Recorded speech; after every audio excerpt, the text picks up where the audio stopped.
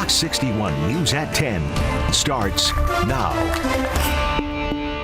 Now at 10, the Elm City reeling from their fourth deadly shooting of the year. What we know about the homicide from early this morning.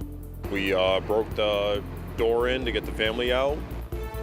Plus, a dramatic scene leaves firefighters injured and a teen pulled from the damage. The Good Samaritans who stepped in to help and share their story.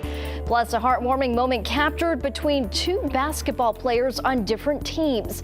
Why a local mother says it left her in tears. The Fox 61 News at 10 on the CW20 starts right now. Good evening and thanks for joining us for the News at 10 on the CW. I'm Carmen Chow. We begin on the weather watch tonight. We've been seeing storms for the past few days and it looks like the next one is moving in late tomorrow. Let's get right over to meteorologist Ryan Bratton. Hey Ryan. Hi Carmen. Hi everybody. You can see it on the map behind me. Storm already starting to come together and there is a lot of rain with it. And most of us will see quite a bit of rain out of this storm. However, there is a little bit of a wrinkle and it's the snow on the northern end. We might get into some of that on the back side of the storm on Monday. We'll talk more about that in a moment. Right now, the radar is clear across southern New England. Temperatures tonight will be colder than the last couple of nights, dropping into the 20s inland, right around or just below 30 at the shoreline tonight. Tomorrow, maybe a little bit of sun first thing in the morning, but it'll cloud up in the afternoon, turns pretty gray, and then rain develops after about 4 o'clock in the afternoon. And for most of us, it will be rain, but there might be a bit of a mix that develops in northwest Connecticut. Here you see it hour by hour, 6 o'clock, rain filling in.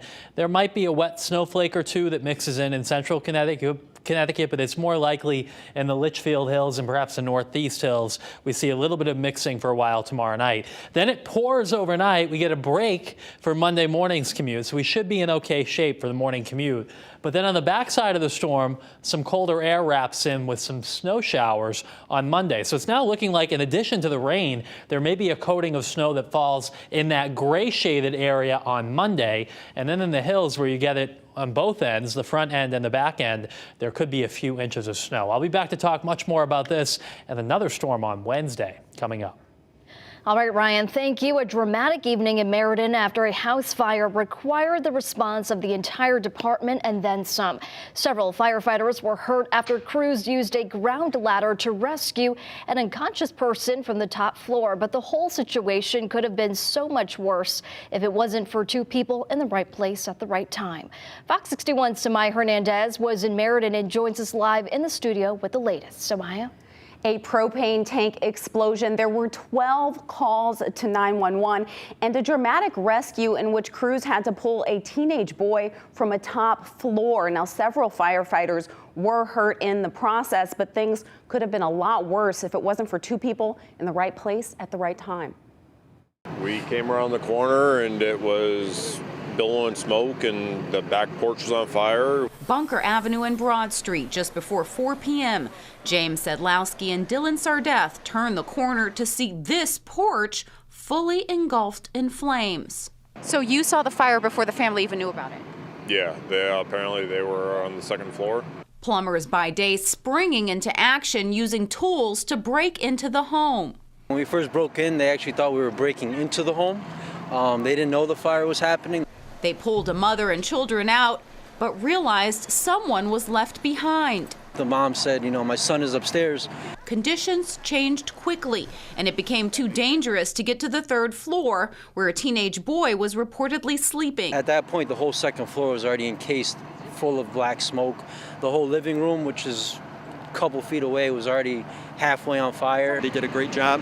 A lot of credit to them for that. And there were reports of a person on the number 3 floor. The home, just one building away from a Meriden firehouse, crews responded within minutes. There were reports of some explosions, possibly of propane tanks, and it took off on the first floor, and then it got up into the second floor really quick.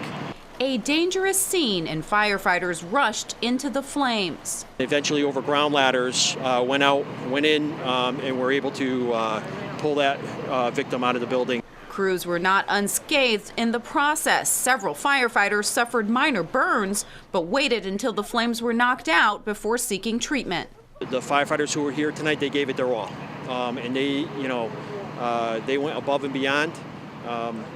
They always do, but I can't say enough about them tonight. And the deputy chief tells me that that boy was unconscious when they pulled him from the building. We are awaiting for official word on his condition, but the Good Samaritans tell me that they believe that he will be okay. Now, it took crews about an hour to knock out those flames. Samaya Hernandez, Fox 61 News.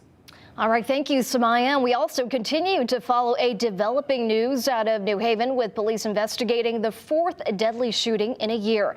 Now, this happened at around 1 a.m. this morning in a parking lot on Whaley Avenue.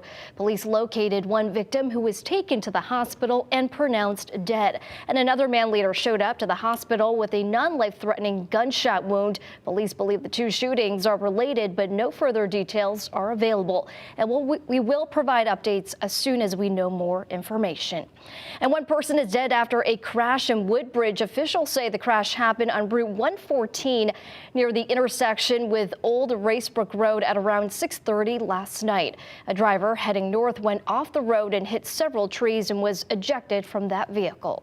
Now, that driver was the only person in the vehicle and died at the scene. Anyone with information about the crash should call Woodbridge Police.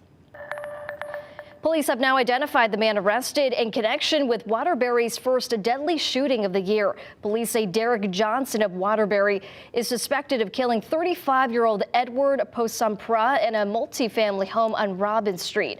Johnson was charged with multiple offenses, including murder and risk of injury to a child. He's now being held on a $2 million bond and is expected to appear in court on Monday. In Hartford, some residents are without heat and hot water tonight after a car struck some gas meters.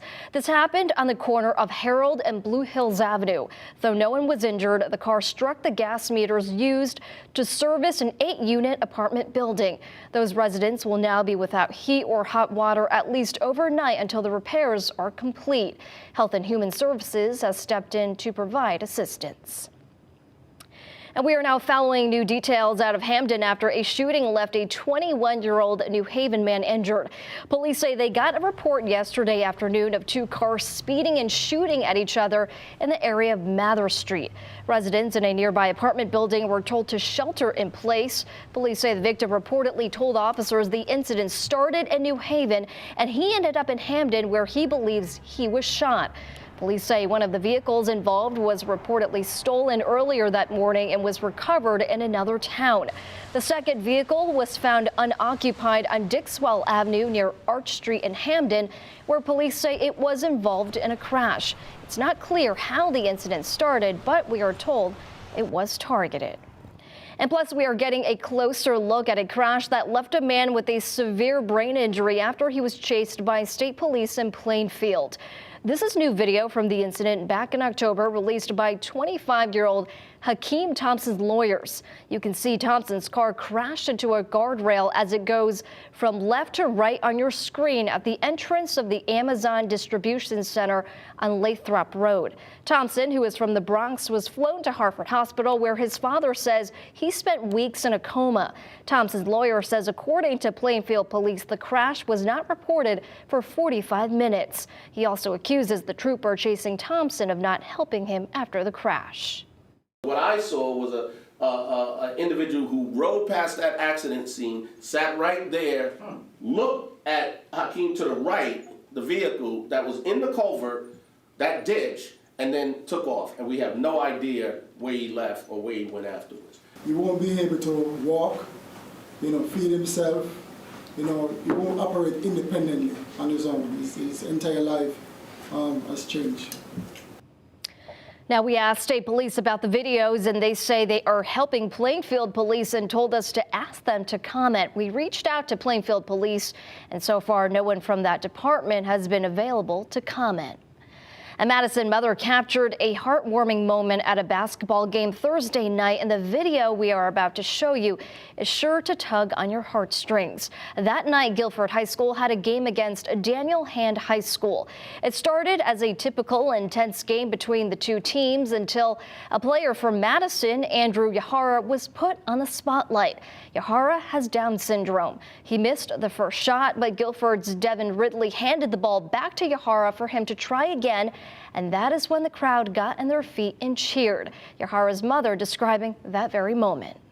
When I saw Devin hand the ball back to Andrew, I just started crying even harder than I was. And all the parents were looking at me, knowing what a moment that was for everyone. And it really wasn't just about a basketball game at that point. It was support, it was inclusion, it was coming together as a community.